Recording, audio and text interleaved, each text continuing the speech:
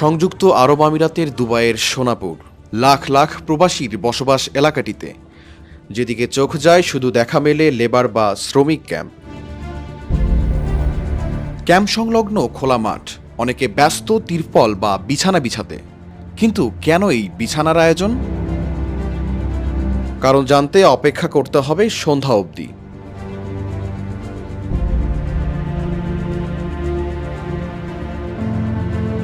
দিন ফুরিয়ে সন্ধ্যা নামতেই বদলে গেল দৃশ্যপট। ভিড় বাড়তে থাকে প্রবাসী শ্রমিকদের হাতে, তাদের ছোট ছোট ব্যাগও। কি আছে সেই ব্যাগে? কৌতূহল তখনও শেষ হয়নি, তাই জানার চেষ্টা কি হচ্ছে এখানে। কিছুক্ষণের মধ্যে সবকিছু খোলাসা হয়ে গেল। আশেপাশের মদের দোকান থেকে মদ কিনে ব্যাগে করে মাঠে আসছেন প্রবাসীরা। সন্ধ্যার পর মূলত মাঠটিতে বসে প্রবাসীদের মদের আসর। কিন্তু বাসাবাড়ি বা মেস থাকতে এখানে কেন? অনেকের কারণ জানলেও ক্যামেরায় কথা বলতে চাননি কেউই। তারা জানান, ক্যাম্পগুলোতে একসঙ্গে বা এক রুমে অনেক মানুষের বসবাস, তাই নেশা বা মদ খাওয়ার পর যেন অন্যের সমস্যা না হয় তার জন্যই মূলত এই আয়োজন।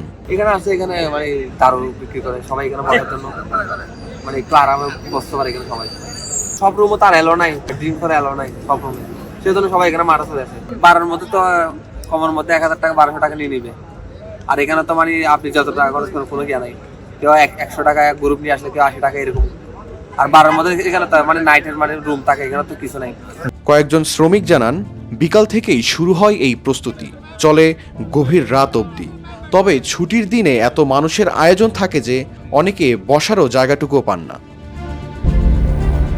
এই মদের আসরকে ঘিরে বিভিন্ন দোকানও বসে সন্ধ্যার পর। সেখানেও মেলে নানা মুখরোচক খাবার।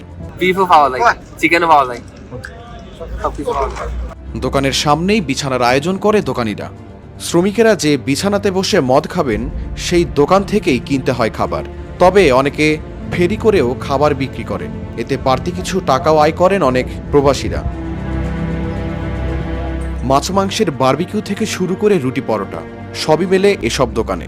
প্রবাসীরা জানান, এখানে মদ খেতে আসা শ্রমিকেরা বেশিরভাগই ইন্ডিয়ান ও বাংলাদেশি শ্রমিক। শাহরিয়ার কবির, প্রবাস খবর।